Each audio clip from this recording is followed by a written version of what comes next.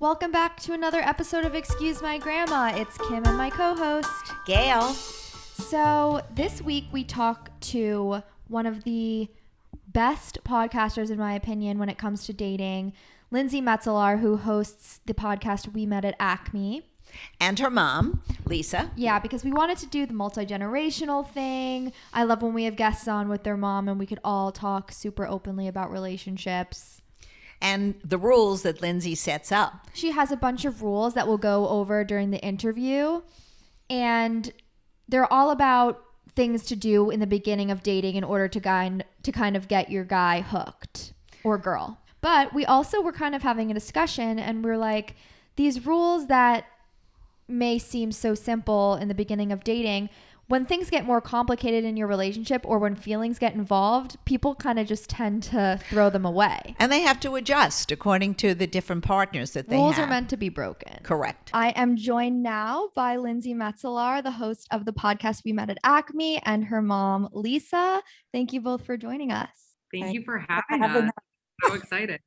So Lindsay, I feel like most millennials who listen to our podcast probably know who you are, but I'm excited for an older generation to also get to know you and become obsessed with you. But for those who do not know, you were like the OG dating podcast before anyone, I feel like, got into the podcasting space. So tell us about how you started We Met at Acme.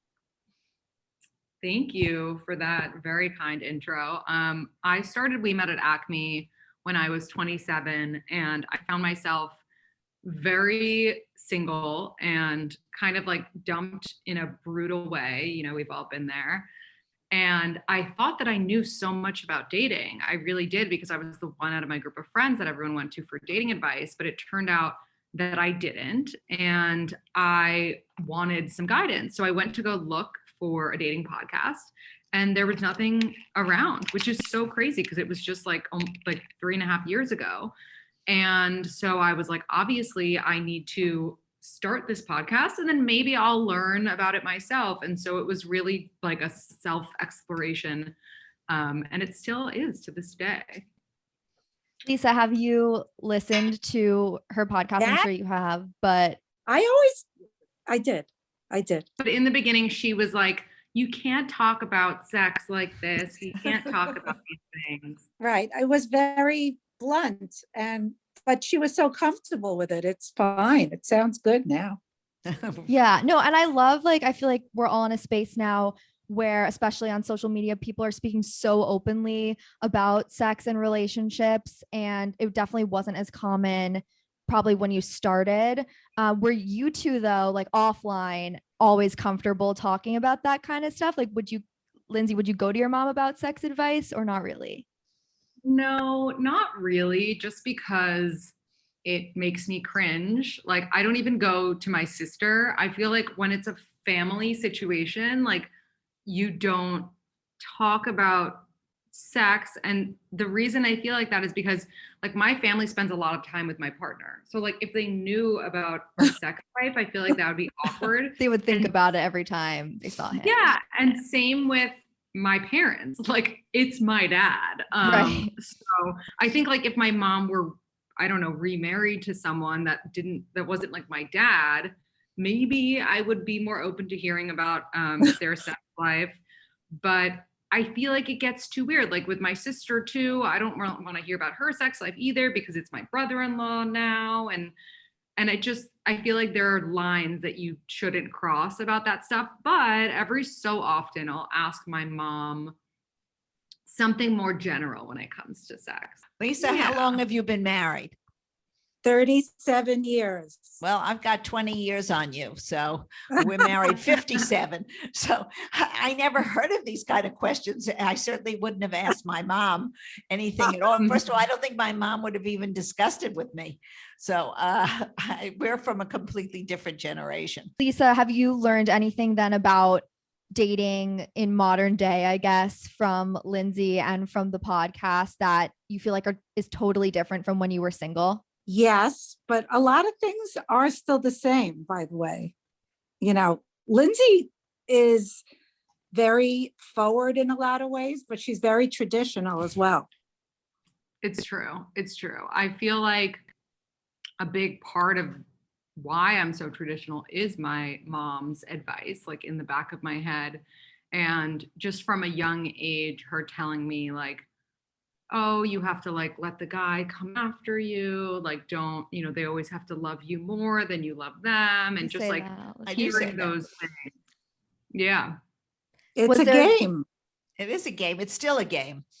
Yes. I don't know if it's that's a game. good thing though, like to play games. I think in the beginning, I mean, we can get to that like in your rules, Lindsay, and I don't know if like you followed them. You mentioned like in your current relationship, but Mhm. I feel like a lot of the times, yes, in the beginning, it's good to abide by certain things, but at a certain point, when do you just throw it out the window and the connection kind of just stands by itself? I think you throw the games out the window when the person is like hooked, or when you've become official. But I think there is something to be said about not necessarily games, but not putting all your cards on the table until you have like some sort of understanding of what your relationship is. And it's so funny because I'm rewatching Sex in the City from the first episode with my boyfriend, and Carrie, like the way that she behaves before her and Big are official Right. is so cringeworthy. Like, I'm sure you remember, it's just so not okay. She's like, tell me I'm the one. Like, I have to you're not even his rewatch. girlfriend. And so I don't know, it just reiterated to me how important it is to wait until it's a real thing. So, do. Lindsay, how did you meet your current boyfriend? So we met on New Year's Eve. We had met each other throughout the years because he went to high school with one of my best friends from college. So I knew who he was, he knew who I was, but we hadn't really spoken more than like, hey, at a party. And then I ran into him in Miami when I was staying with my parents. And I kind of like saw him in a different light, you know how that can happen. Mm-hmm. And I was like, oh my God, like he's so cute. I can't believe he's single.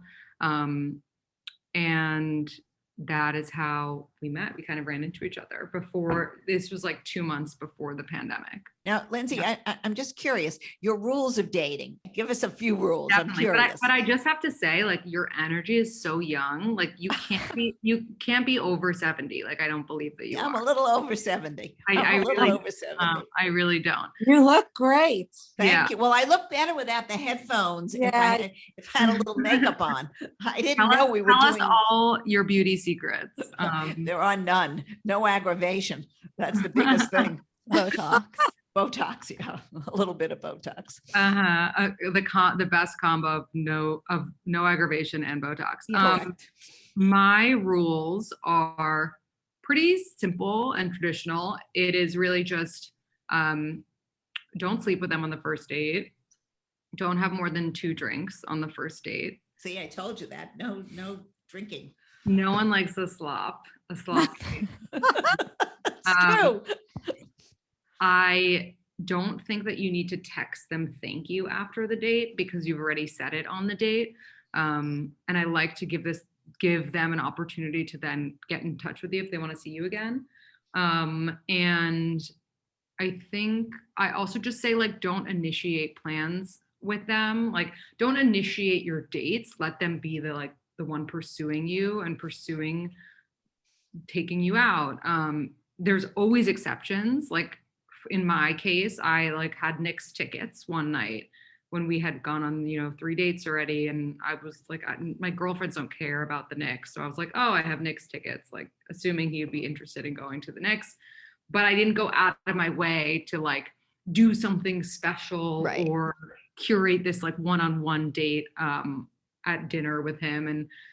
And so I think, yeah, I mean, those are essentially all my rules. Okay, so I want to backtrack a little. I feel like the most controversial one, I'm sure you get, is the thank you text one. Because Yeah. I feel like you have to send, if you want to see the person again, you have to send thank you like later, either that night. I wouldn't do it the next day because I feel like that's just asking to like have a full conversation. But I just feel like otherwise they expect it because most girls do it. And then when you don't, they're going to be like, comparatively, you're not respectful. You know what I'm saying?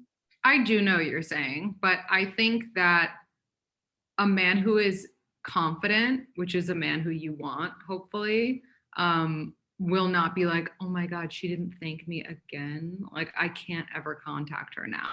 Right. You know, like a real man is like, I had a good time. She was super appreciative on the date. I'm going to try to pursue her and see what happens.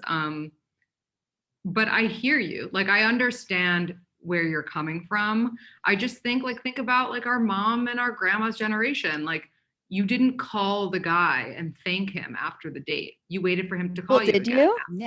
Never. I would never have called. We never called a guy, and we never initiated anything. It was always the man who called us. And plus, you don't want to be that grateful. It was just a dinner. Exactly. It wasn't like you were conquering the world.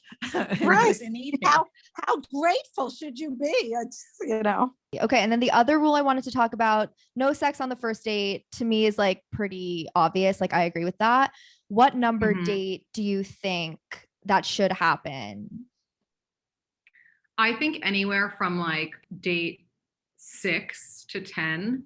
I think, or maybe 5 if it's like really a moment. But I think that what I've learned through my podcast and through talking to people who are professionals, men start to like you and develop feelings for you based on experiences they have with you. And women are more, like emotional. And so it's more like once you're intimate as a woman, like you might get attached sooner. And whereas like if a man is intimate with you, he's not going to be like, oh my God, I just had like great sex. Like I'm hooked on her. Like that doesn't really happen as much as it's the other way around. Right. And so I think it's important to build that like emotional connection. But beyond that, I think it's kind of like hot to have a buildup and, like when we were in high school and whatever, and like have that tension build over time. I think it was really so much better. So much better in high school. No, I'm not saying sex was better. I'm just saying like when you would hook up with somebody in high school, right. It was just like this moment. Right. It was just like higher stakes. It mattered more. Exactly. A handshake is like the same thing as a blowjob nowadays. I feel like it's just like nice to meet you, and it comes right away. It's true. And also like guys expect you to wait 3 dates. I feel like there's become this like 3 date rule, and then you have sex. And grandma, like no one really was having sex when you were growing up until marriage. So not that it was no one. There were, I'm sure, some, but many times you were virgins. I mean, it was what it was. But we're talking about the 50s, and when there was a whole different social moray. Our family, the contraception wasn't the same, and if you got pregnant because you had your 1 year stand with your boyfriend, then you got married, and if it didn't work, it didn't work. And in many cases, it didn't work. So, I mean, that's the advantage to you guys now that you do live together, and hopefully you get all the kinks out of a relationship. But listen, I know a lot of people who live together and get married and then say, well, it's the wrong thing. It was no good. So I think a lot of it is luck and a lot of it is hard work. I'm sure Lisa can attest to that. I mean, there's always bad times and there's always bad moments in every relationship. Right. And my mother made me live with him. How did you meet Lindsay's dad?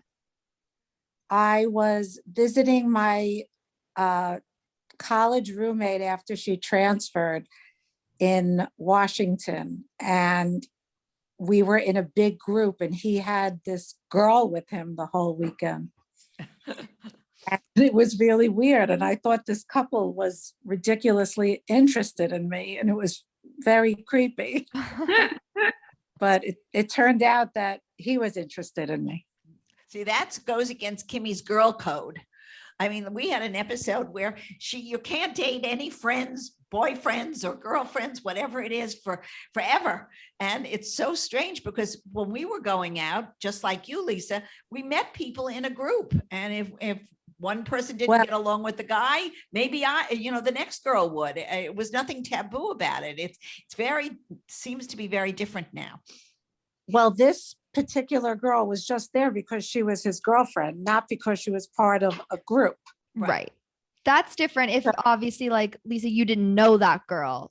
Well, this is an interesting topic because I actually would disagree, Kim. I think that like once your friends move on to like a healthy relationship or get married, like their past people are free to like. I agree with that, Lindsay.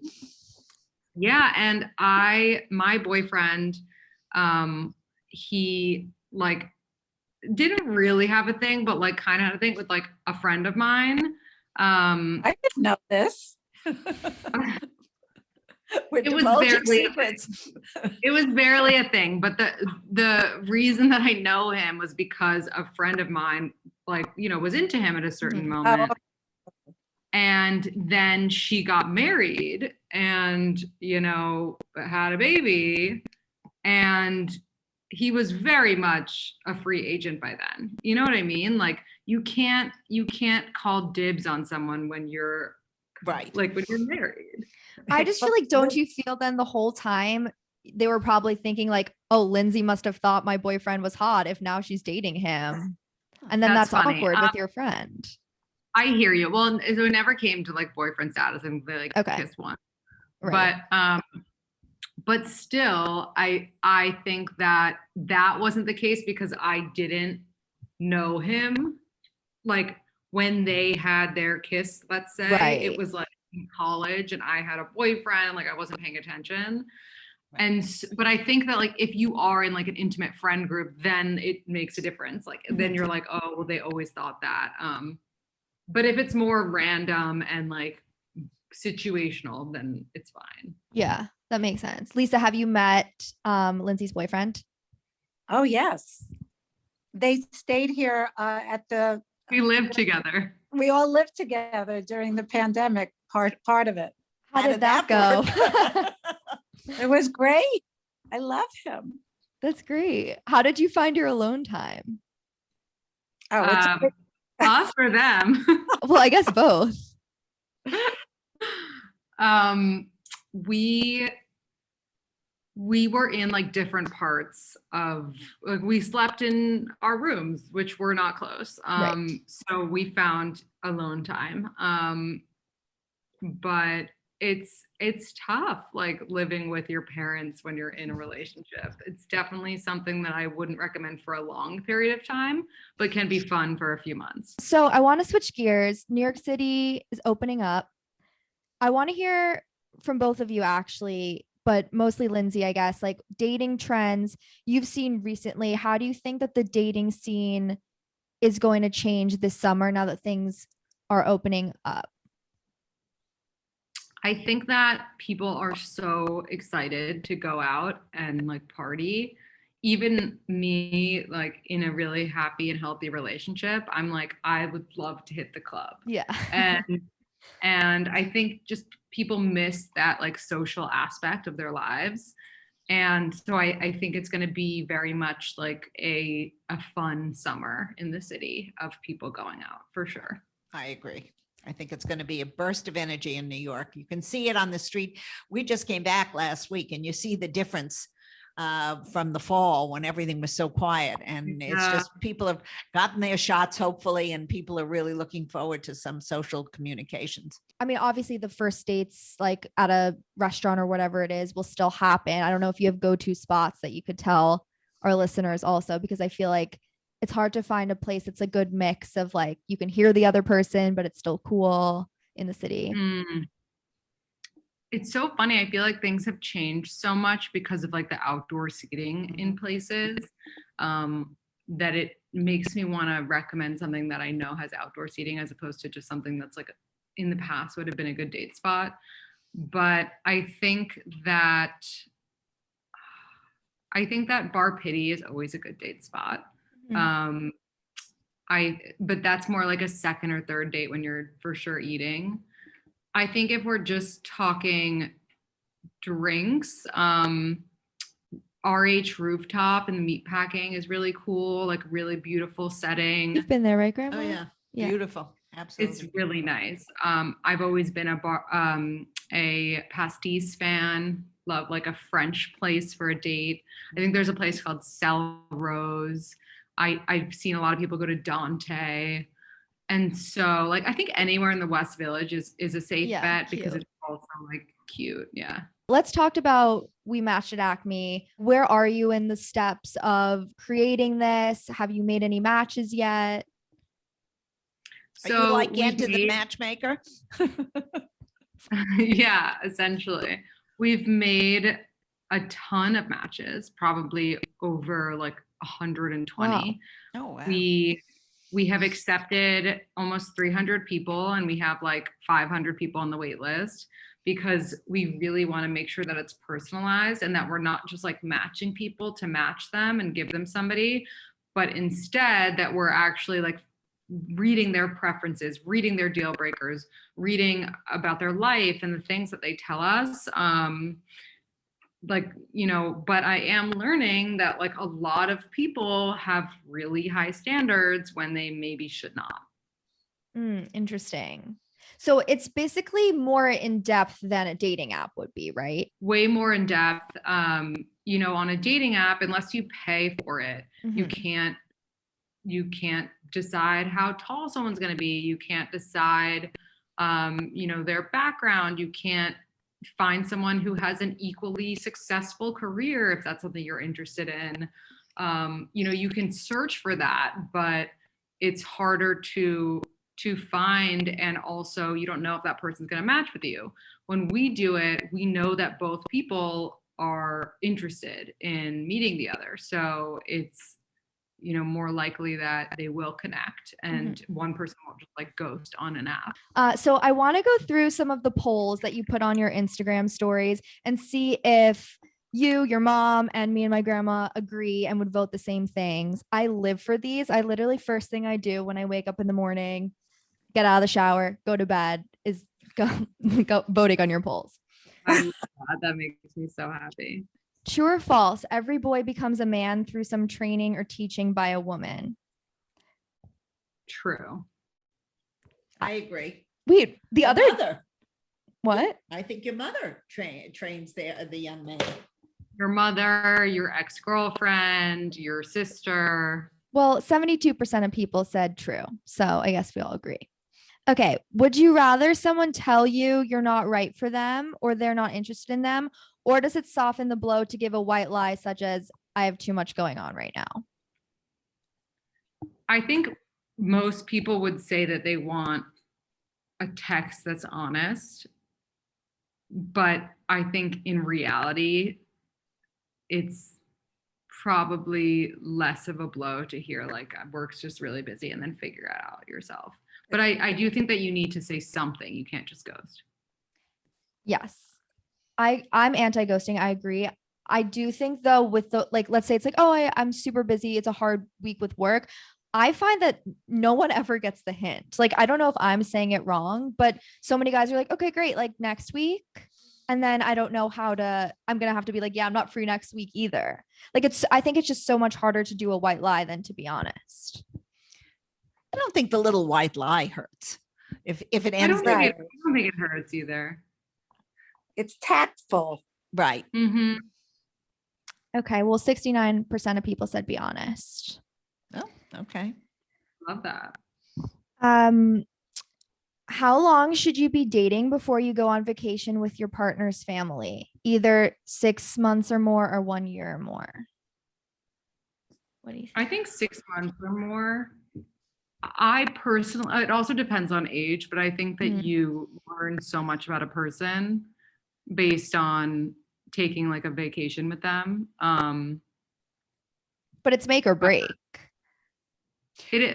Well, I think it's fine to go. You first should do a vacation together, and then you can Without go your with the parents. families. Exactly. Right, without- First, go on do one step at a time. Go together, see if it works. If Right. it works, then bring in your parents, because that's an added dimension that sometimes is pretty tough on your partner. But if you like them, Yep, hopefully your fine. parents will like them. Yeah, it is a lot. I mean, I guess it's similar to during COVID, right? Like you're waking up, you're with them, like you're on their family's schedule. which is kind of difficult. I feel like I wouldn't do it for more than like 2 nights. I think it would, unless it's like we're in the south of France, like I'll suck it up. I just feel like otherwise it's a lot. No, it depends on, first of all, I think as you mature and as you get older, you have more in common with your mate, and you can also enjoy your parents' perspective. I think it could be a fun thing to do, but you have to do it at the right time. Yeah. So it's Yeah. 57% of people said 6 months or more, Right. 43% 1 year or more. So it's like, half and half. Mhm. Okay, we can do this as the last one. So is it possible to be a good parent, but not a good partner? Well, Lindsay I doesn't think- know about that. I don't, but I'm gonna try to answer, and then I want you guys to weigh in. I think it absolutely is, because so many people divorce, but they're great parents. Right. I agree with Lindsay. Lisa, what do you think? I think that some men could be better fathers after a divorce, probably. Well, they tend to spend more time together in a Correct. concerted effort to make have their children with them. It's, it's Right. not always easy. It's not easy on the woman when they have a job and they have to go out and work and then come home and be with their kids, and vice versa with the male going out and Right. doing their job as well. So kids never add. Kids are wonderful. Children are wonderful to have, but nobody should have children unless the marriage and the relationship is strong. That's Right. the most Yeah, it's just important thing. interesting to me because I feel like the good qualities that make both would be, you know what I mean? Like being caring and empathetic and like, whatever it is, like those make for both. So if you have those qualities, why would you not be a good parent and a good partner? Well, Well, I you think could be. because you could be with someone who's not a match for you. Mhm. So then it Right. seems like you're not a good partner, when in reality you might be a great partner with someone else. Mhm. And your kids are a different kind of love. Lindsay, you always say the right things. This is why I listen to you every day.